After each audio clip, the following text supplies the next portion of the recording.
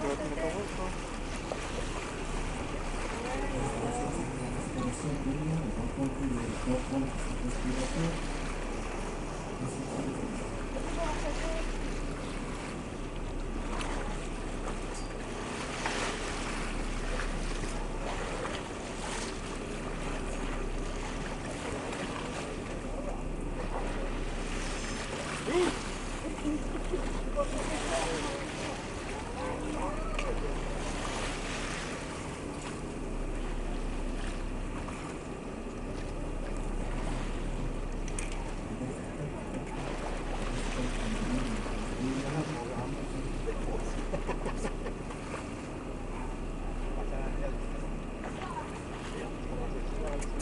Putain, il déconne ce truc à la con, il a plus de pile déjà, ça m'emmerde.